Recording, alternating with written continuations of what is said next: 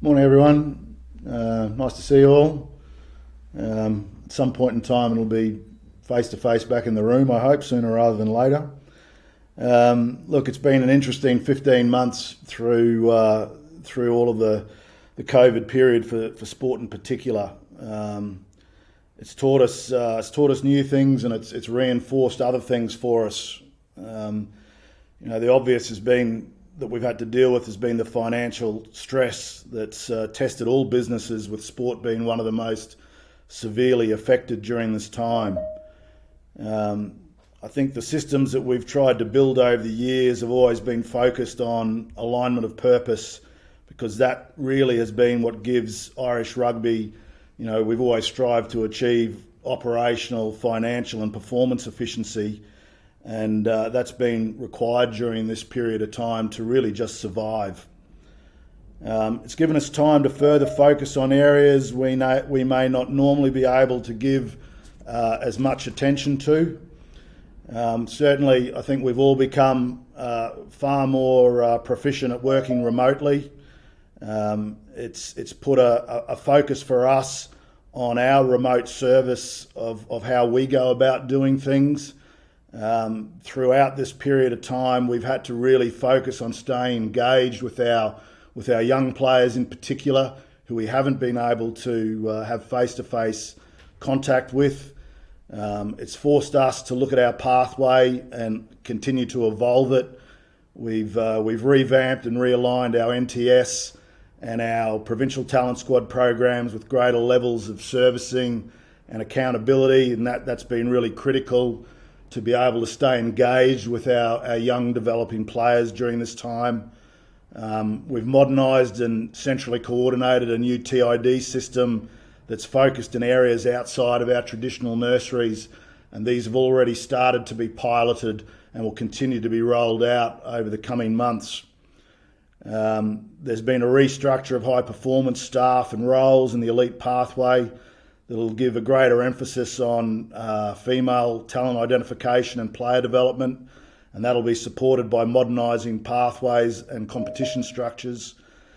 And during this time, there's been greater integration of sevens in both the male and female game, and the integration with our academy systems and how we've utilised that during this period to be able to give opportunity and game time to a lot of our players. On the front around, I suppose, contracting and budgeting, and the reality is this has been a really stressful time financially for both our players and our staff. And it's really been through just great cooperation by everyone on the pitch and off the pitch to take and share some of the financial pain that has gone on through this to help to get the IRFU through it in a reasonable fashion. With regards to contracting, when we could finally get on with our contracting get it underway in early January, we had about 100 odd players, which is about 50% of our professional players off contract. And we managed from mid-January till the end of March to be able to have 95% of those contracts all done and dusted within that time, and the balance of them tidied up not long after that. But that only came about through cooperation between the IRFU and the provinces and having to work really closely to be able to get that done as efficiently as it was. And really, with regards to being able to secure all the players that we wanted and needed to secure. With regards to that, and I suppose there were lots of questions at the time around, the risk of us waiting to contract our players until January. I think that it proved to be a really sound business decision, because we got ourselves to a point by the middle of January in a time of total uncertainty, certainly financial uncertainty, of what we were able to do, what we were going to be able to offer. And I suppose the big thing for us was that whatever we offered, we were going to be able to meet our commitments. And once we had a line of sight on what that was going to be, we were able to work really well and really quickly with the provinces to be able to complete that contracting and secure the players. And as I said before, very few players who we had set out to keep were lost. With regards to finances and budgets at the moment, the reality of what we've got to work with, everyone has taken a 10% cut in budgets across the IRFU programs and the provinces. So that's shaving about €5 million off our expenditure. And our plan with all of this, when we had to try and deal with this, was really to work out, how do we keep the show on the road as it was? How do we make sure that all the money that's been invested in the years leading up to this isn't wasted by just stopping and cutting things dead on the spot? So we looked at just leaning everything up, making sure that things could keep progressing so that we didn't lose continuity and momentum. And that was really important to us. But in doing that and becoming leaner in the business, it's led to some pretty tough decisions, and that's going to be felt for quite a while to come. And unfortunately, in the IRFU, we lost people through redundancy, and that was just an unfortunate outcome of the reality of what we're in. But the people who are left are obviously engaged and motivated to press on and get things back up on track in all facets of the game.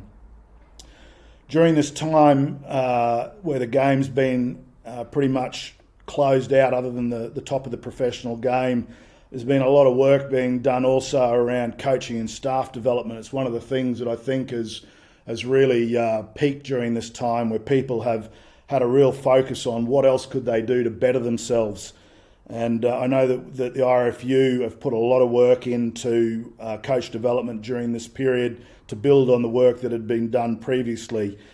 And obviously, using online resources has been really important during this period, and we've become a lot better and a lot more efficient in that space. Unfortunately, one of the COVID losses we had during this period was with staff was Matt Wilkie, who was in charge of coach development. Matt had been a really important asset for the IRFU and had done some fantastic work initially around restructuring the coach development game, the coach development area in the domestic game, and putting things in place and updating and modernising that, before moving into the last couple of years really focusing on our elite coaches and coaches in the elite development pathway. And that work has really, I suppose, started to bear fruit when you look at the coaches that have come through now.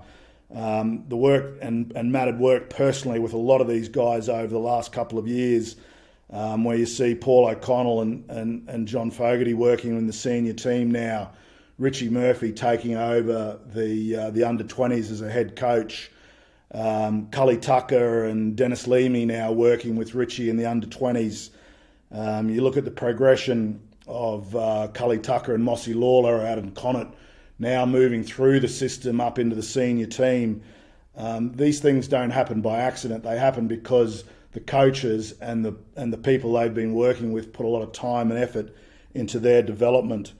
We've got some other really exciting things happening in the player pathway, with Ian Costello coming back into the fold, into the Munster Academy, which is going to be a great acquisition for us. There's some more changes happening in that pathway. You would have seen Wooly Falloon, an ex-player at Connacht, he'll be starting with Ulster shortly in their academy as an elite player development officer. And there'll be some more announcements in coming days out in Connacht.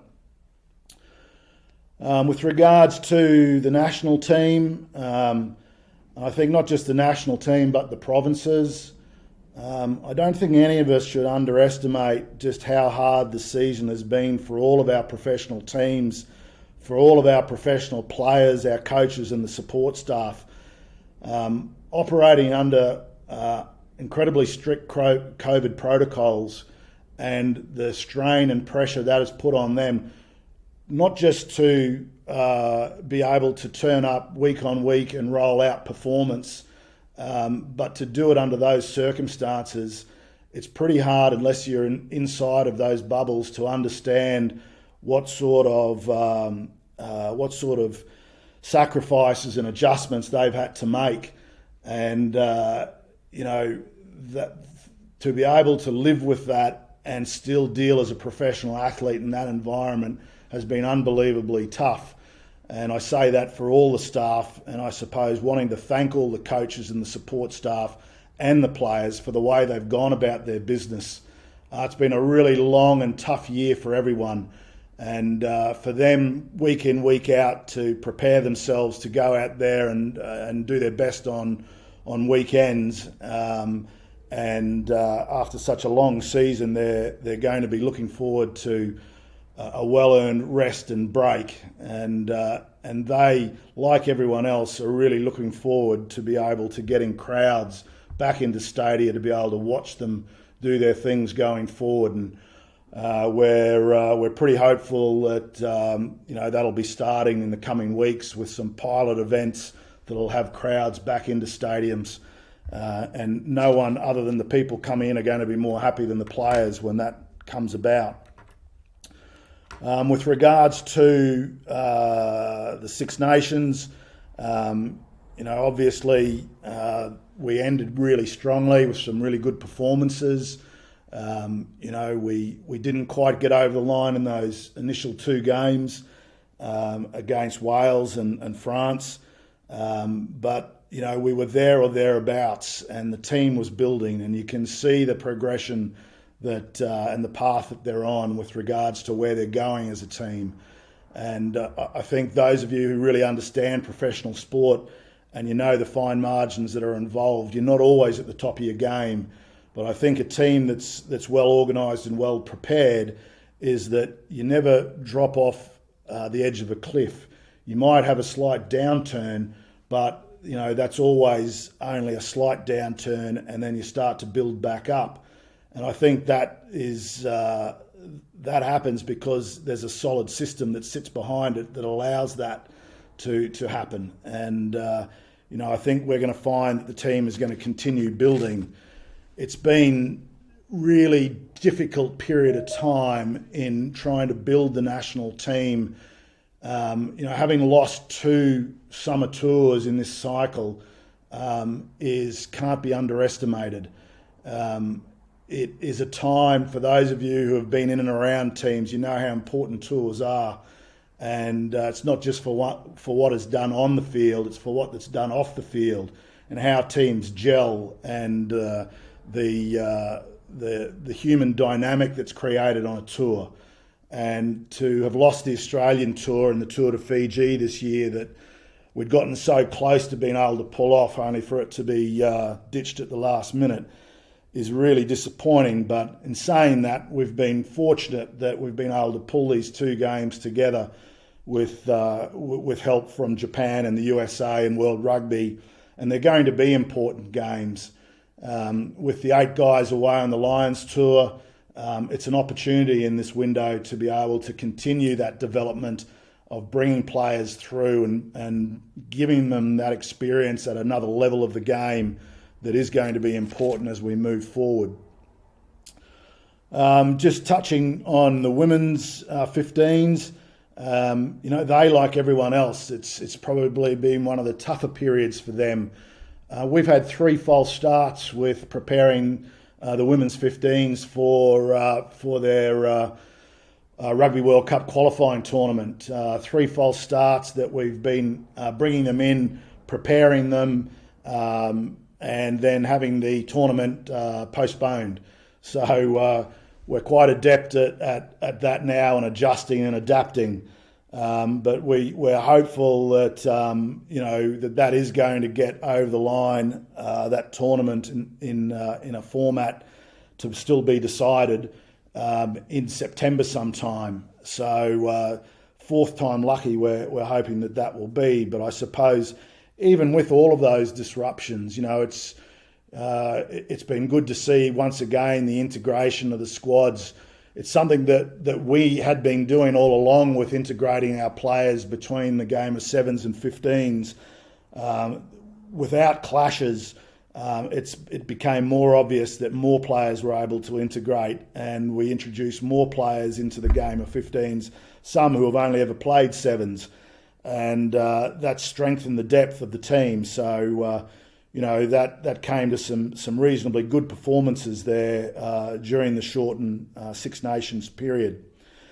With regards to the 7s, the World Series has obviously been massively affected during this time with it being put on ice.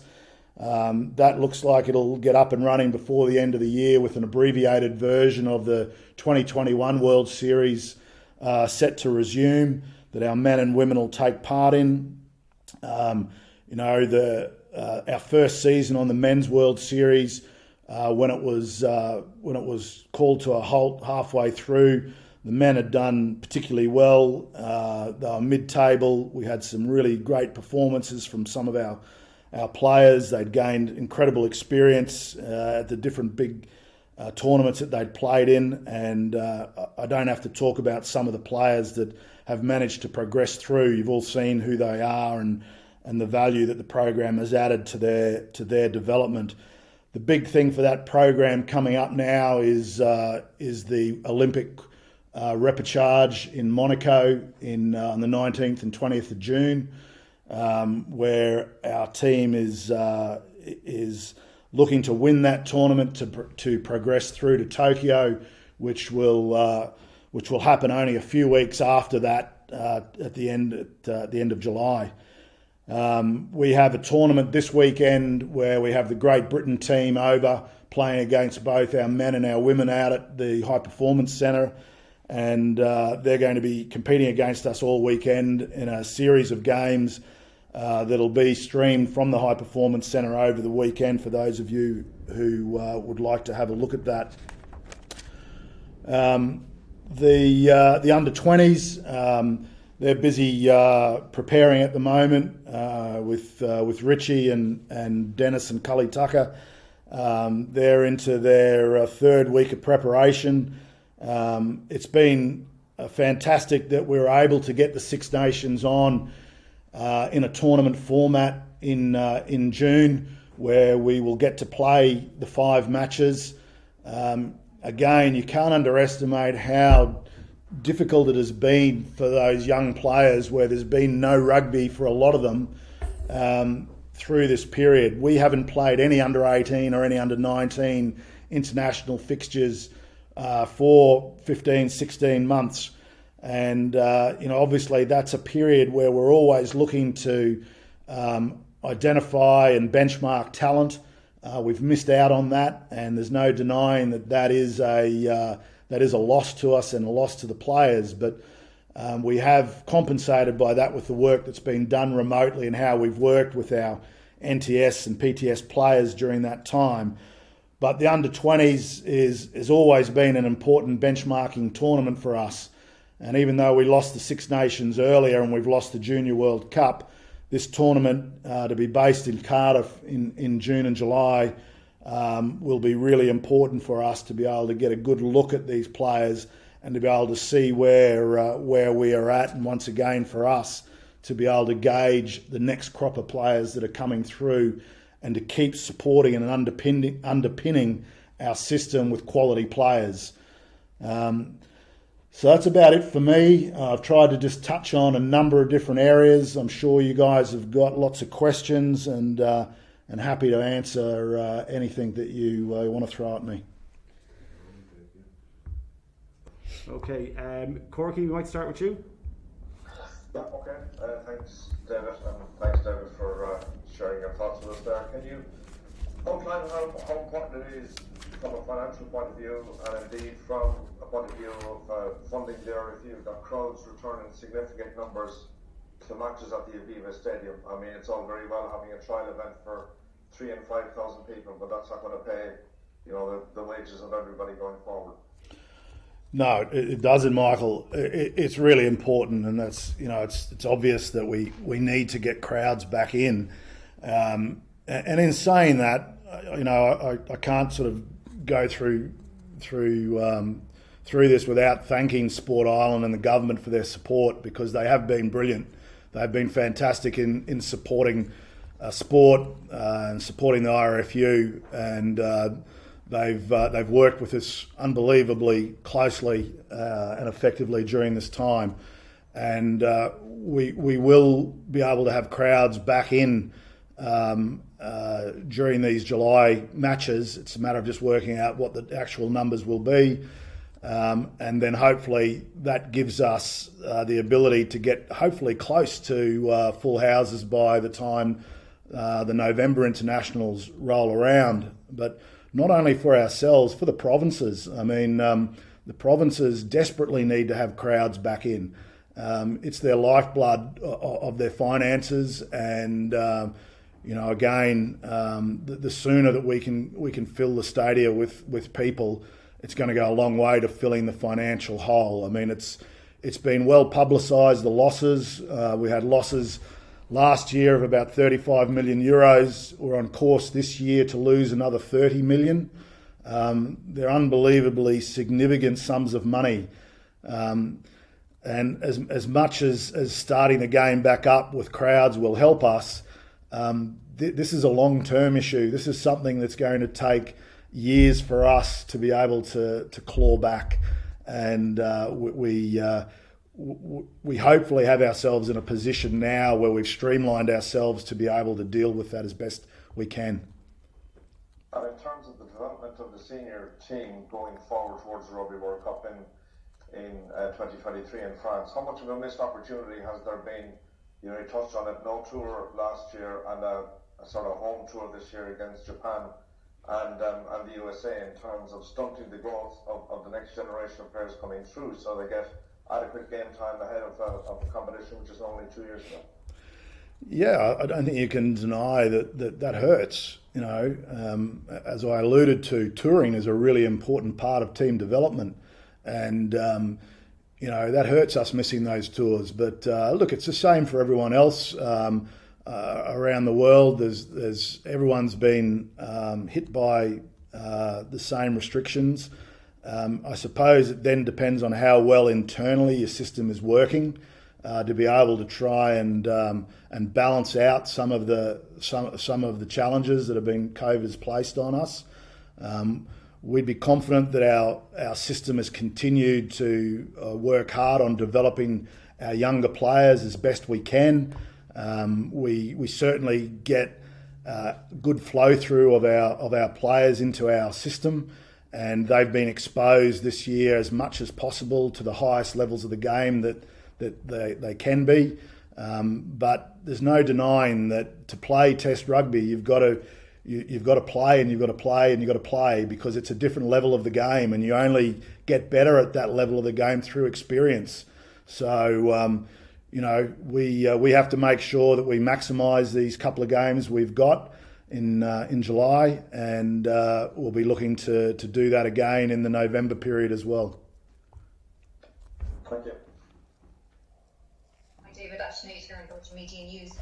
You mentioned there about the player contracts and obviously the financial difficulties for the union. In particular, Ty Furlong, with that 1 year contract, is the union concerned about not being able to hold on to him beyond next year? Look, it was the players all looked at the negotiating of contracts during this period a bit differently, and Tig, I suppose, we would have liked to have contracted Tig for longer than 1 year, but that was his choice to be able to sit back and say, well, maybe the landscape will have changed in 12 months. And it'll be different, and that's his prerogative to do that. And we're obviously happy that he's just staying on, and hopefully when we go back to the negotiating table with he and other players, we'll be able to convince them that staying in Ireland is the best thing for their rugby. But that's a choice that they'll all have to make, and All we can do is operate within the financial boundaries and capacity that we have. And I suppose what we've always tried to do in the last 5 or 6 years is to make sure that we've continued to develop players so that we're hopefully not overly dependent on any one particular player as much as they're all important to us. But I suppose when you go back a few years and you look when Mike Ross was our starting tight head, who would have thought we would have had 2 tight heads going away on a Lions tour?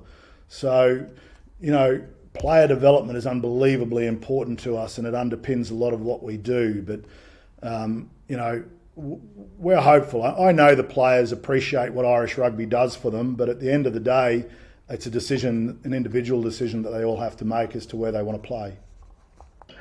And final one for me, just obviously on the women's 15s game, a lot of debate about what should happen next in terms of professionalism, semi-pro. What needs to happen next, David, to close the gap to England and France in their setups? Well, I think we've got to just keep working away at developing the infrastructure of what we're doing here in Ireland. That's certainly the key to it. It's about being able to broaden the base. We're working hard, as I alluded to, on developing the competition structures and the pathway model for young women to be able to come through. We've already started working on broadening the roles of our elite development pathway coaches, where their roles are broadened to take more responsibility over the coming time to focus on the development of young female players. And we've got some other things in mind around competition structure and how we're going to build that base to be able to bring more girls through. So that is a key, because if the game wants to keep developing at the top end and World Rugby wants to keep, I suppose, growing the exposure at the elite end, we have to have the capacity to be able to meet those commitments. And to do that, we've got to be able to keep bringing through a volume of players and a quality of those players as well to be able to achieve that. So it's a long-term thing that we've got to be working on. There's no real short-term fix to it. So it's got to be a commitment over a long period of time to be able to build an established pathway that's suitable for the women's game. Hi, David. Just when you're talking about the autumn internationals, I think England and Scotland and Wales have their fixtures announced. When do you expect an announcement, a confirmation of that? And is there any reason why it's been delayed? I don't think so. I don't think there's any reason. We just, I don't know whether it's an issue around they're probably waiting for a bit of certainty around crowds, I suggest. And what that means, we can't sell tickets till we know how many we're allowed to sell. So I imagine it's all connected up to that. But as I said earlier, we'd be confident that we're going to have crowds. It's a matter of what the size of those will be come the autumn. Just when you're looking at the strategic plan from a few years ago, is that something that you reset the goals? I mean, some of them are not achievable now in terms of semi-finals, but for example, the Six Nations, you'd have to win the next 2 to achieve the goals there. Do you speak to Andy Farrell and reset your goals midway through? Yeah, look, we always do. I mean, you're constantly reviewing in this business, and you're reviewing so that you can actually look at how that's going to help you going forward. So we're always doing that on a continuous basis. You're always looking at what you want to achieve. I mean, strategic plans they're great, but you've got to put something down on paper as to what you want to achieve so that you strive towards it. And sure, like last time we put down, and I see it noted often that we didn't make a semi-final in a World Cup. Fine. That's really disappointing, and we didn't do it. We didn't achieve it, and you accept that. But you have to have something to aim for. When you're an elite sporting team, you've always got to have something. You're trying to win all the time. So whether we're saying we're trying to win a World Cup or make a semi-final or win the Six Nations, we're always setting out to do that. That's always the goal. and we're always trying to do the best we can in any competitive environment.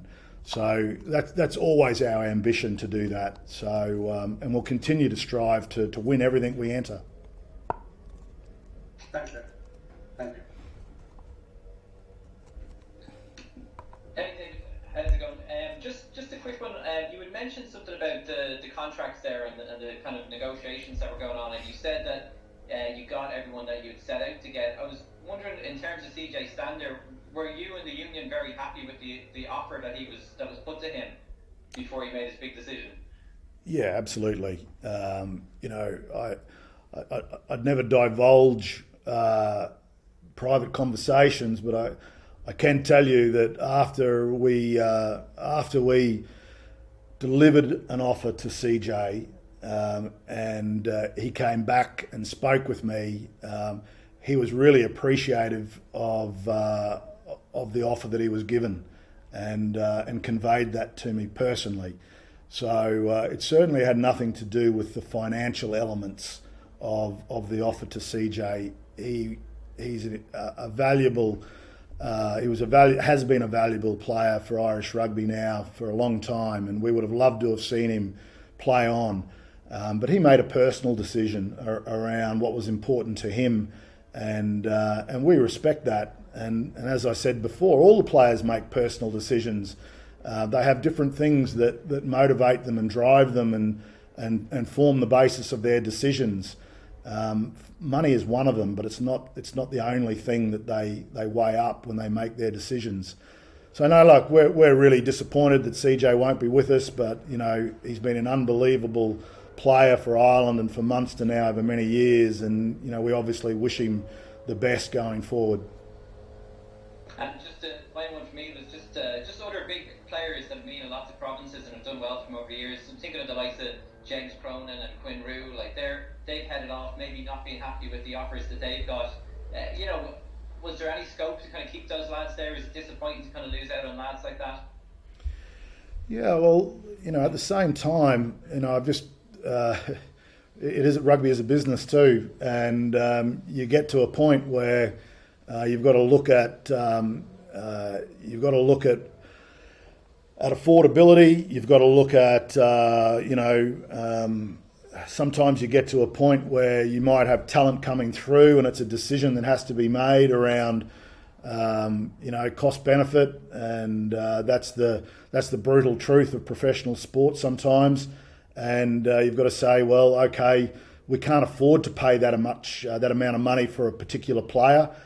We have X, Y, or Z coming through underneath that. They're going to be worth more over time. They've got longevity in the position, and we have to keep that churn in that particular position going.